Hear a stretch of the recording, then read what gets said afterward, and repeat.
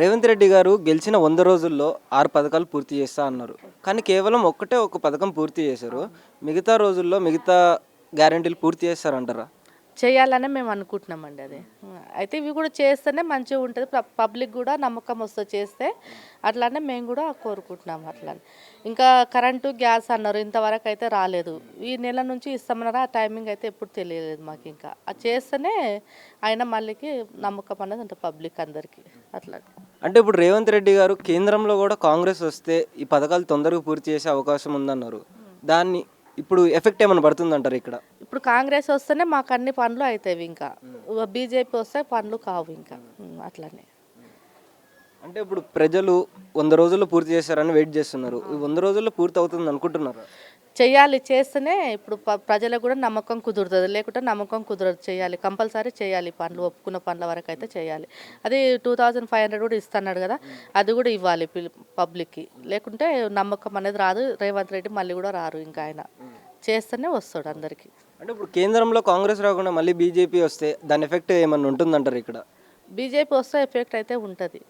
ఇప్పటి వరకు అయితే ఆయన అనుకున్న పనులు చేస్తున్నాడు కాబట్టి బీజేపీ వస్తే ఎఫెక్ట్ కంపల్సరీ పడుతుంది. రేవంత్ రెడ్డి గారు గెలిచిన తర్వాత 100 రోజుల్లో ఇచ్చిన 6 పథకాలు పూర్తి చేస్తున్నారు. కానీ కేవలం ఒక పథకం పూర్తయింది. మిగతా పథకాలు మిగతా రోజుల్లో పూర్తి చేస్తారంటారా? మరి ఏం చేస్తారో ఏమో. ఇంతవరకేమో ఒక్కటి వేసిండు. మళ్ళీ ఇప్పుడు మాకు తినడానికి కంట్రోల్ బియ్యమే తింటాం. కంట్రోల్ బియ్యం తింటాం. కంట్రోల్ బియ్యానికి బియ్యం కార్డులు ఎప్పుడు చేస్తాడో. మాకు భర్త లేడు, పింఛన్ చేస్తా అన్నాడు, కొత్త పింఛన్లు అవి ఎప్పుడు చేస్తాడో. మళ్ళీ 500 గ్యాస్ అన్నారు, అది కూడా ఏమి ఇంతవరకు ఏం కాలే. పోయిన నెల కాక అటు పోయిన నెలలో ఓట్లు వేసినాక నెలకే చేస్తామండ్రి, ఏం చేయలే. మరి అది ఎప్పుడు చేస్తారో ఏం కథనో. ఈ పింఛన్లు ఎప్పుడు వస్తావో, బియ్యం కార్డులు ఎప్పుడు వస్తావో. మళ్ళీ ఆయన ఎంపీ ఓట్లు గెలిచినాక చేస్తారా, ఇప్పుడు చేస్తారా, సర్పంచ్ ఓట్లు గెలిచినాక చేస్తారా, మాకు ఏది తెలియదు. మళ్ళీ ఎప్పుడు చేయాలనుకున్నాడో. రేవంత్ రెడ్డికి నమస్కారాలు.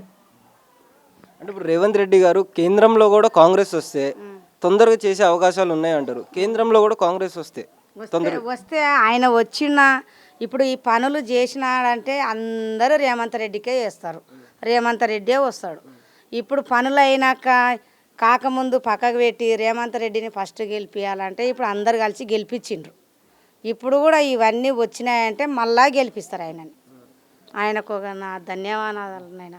అంటే ఇప్పుడు రేవంత్ రెడ్డి గారు వచ్చిన 100 రోజుల్లో ఇచ్చిన 6 గ్యారెంటీలు పూర్తి చేస్తారన్నారు. కానీ కేవలం ఒక గ్యారెంటీ పూర్తి అయింది. మిగతా రోజుల్లో చేస్తారంట. అది ఇంకోటి ఇప్పుడు ఏది మనం నేను గెలవంగానే ఫస్ట్ సంతకం పెడతా, నేను సంతకం పెట్టగానే రైతు రుణమాఫీ ఫ్రీ చేస్తా, మొత్తం మళ్ళీ 2 లక్షలు తెచ్చుకోరని చెప్పిండు. అవన్నీ వేస్ట్ మాటలు. కాంగ్రెస్ ప్రభుత్వం అప్పటి నుంచి ఇదే ఉంది, ఇప్పుడు అదే ఉంది. ఏదో మాటలు తూటల్లాగా ఏదో మాట్లాడినాము, వచ్చినామా పోయినామా అని కాదు. ఇలా వచ్చినామా సరే చేయి, పని చేసి మాట్లాడాలి అంతే. కానీ ఉట్టి వేస్ట్ మాట్లాడలేం చెప్పు. ఇప్పుడు నేను ఇది చేస్తా అది చేస్తా తర్వాత ఉండి మళ్ళీ ఇప్పుడు ఏమంటారు మీరు చేసిన రావా అంటే దానికి ఏం అర్థం చెప్పదు. ఇప్పుడు సరే ఇప్పుడు 14 బస్తే ఉంది లెక్క అనుకో. ఇప్పుడు కేసీఆర్ ప్రభుత్వం మాకు ఈ పట్టాలు వచ్చినాయి. ఆ ప్రభుత్వంలో పట్టాలు వచ్చినాక మేము ఇల్లు కట్టుకున్నాం. అంతకుముందు గుడిసెలే ఉండే మాకు. అంతకుముందుకు వీళ్ళందరూ కాంగ్రెస్ వాళ్ళు వచ్చిండ్రు, వైఎస్ రాజశేఖర్ వచ్చిండ్రు, టీడీపీ ప్రభుత్వం అందరూ వచ్చిండ్రు. ఎవరు వచ్చినా ఏది చేయలేము మాకు. అయితే మేము కూడా ఈ బస్సులో పీకేస్తారా మేము అందరికి డౌటే ఉండే. కేసీఆర్ వచ్చినాకనే మాకు పట్టాలు ఇచ్చారు. చంద్రకళ మేడం మాకు పట్టాలు ఇచ్చారు అందరికీ. యాక్చువల్గా ఏదో ఇప్పుడు గెలిచిండు ఆయన గురించి సరే, ఆయనకు మేము ఓట్లు వేసినామా ఓట్లు లేని విషయం పక్కేటది. ఆయన ఒక సీఎం అని ఆయన ఒక మనకు గౌరవం ఇవ్వాలి, గౌరవంగా మాట్లాడాలి అంతే దాని గురించి. అయితే ఆయన చేసే పనులు ఏమున్నావు అవి చేసినాక మాట్లాడలే. ఇప్పుడు ఏదో ఇది చేస్తా అది చేస్తా, ఇది కళ్యాణ లక్ష్మి మంచిగా తులం బంగారు ఇస్తా ఇది ఇస్తా, అది చేయాలి ఫస్ట్. అది పూర్తి కాలేదు ఇంకొంతవరకు. మళ్ళీ ఇప్పుడు ఎంపీ ఎలక్షన్ ఉన్నాయి కదా, దాంట్లో గురించి ఇప్పుడు కళ్యాణ పథకం గురించి దాని గురించి చెప్తా ఉన్నాడు. ఏం చేస్తాడు చెప్పు ఆయన చేసి. ఇప్పుడు మనం మాట్లాడే ముందు ఏముందంటే చెప్పినావా వచ్చినావా సంతకం ఫస్ట్ సంతకం పెడతా అని చెప్పిన ఆయన. ఏంది ఇప్పుడు హైదరాబాద్ ఎందుకు గెలవలే ఇదే రేవంత్ రెడ్డి? ఒక సీట్ అని వచ్చిందా హైదరాబాద్ కాంగ్రెస్ ప్రభుత్వంలో? పల్లెటూరులో పోతే ఎందుకు వచ్చి తెలుసా? రియల్ చెప్పాలంటే రైతు రుణమాఫీ చేస్తా నేను రాగానే ఫస్ట్ సంతకం పెడతాను చెప్పిండా.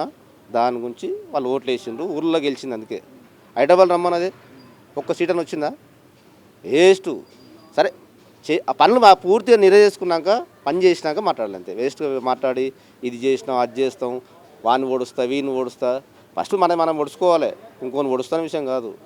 మాట్లాడేటప్పుడు నోరు జారి మాడేటప్పుడు మంచి టాకింగ్ మెయిన్ ముఖ్యం. మనిషితనం ఇంత ఆయన బొంద పెడతా ఈయన బొంద పెట్టేసి వాడు ఏదో ఖాళీ అయిపోయినా ఇంట్లో ఉన్నాడు, కేసీఆర్ ఉన్నాడు ఈయన కాదు. సరే ఆయన బతుకు సరే ఆయన ఉండడు. ఇప్పుడు నీకు ఇప్పుడు ఆయన బయటికి రాకుండా ఉంటాడా? నీవే తోపండి, నీకన్నా తోపే కదా. తెలంగాణ తెచ్చిన వాడే కదా ఫస్ట్, మన కేసీఆర్గా తెచ్చింది. కేటీఆర్ ఇట్లా వాడట్లేదు కదా. దోసుకుని ఇప్పుడు ఇటు దోసుకుంటాడా? కాంగ్రెస్ పత్రం వైఎస్ రాజశేఖర్ దోసుకునిలేడా? జగన్ దోసుకునిలేడా? ఇవన్నీ మొత్తం మస్తు కూడా లీస్ట్ తీయాలి. ప్రతి ఒక్క సీఎం కూడా మొత్తం లీస్టే ఉంది మొత్తం తీయాలంటే. కానీ ఎందుకు ఈ నాయాలు దొంగ నాయాలు అని చెప్పి గమనుకోవాల్సింది అంతే.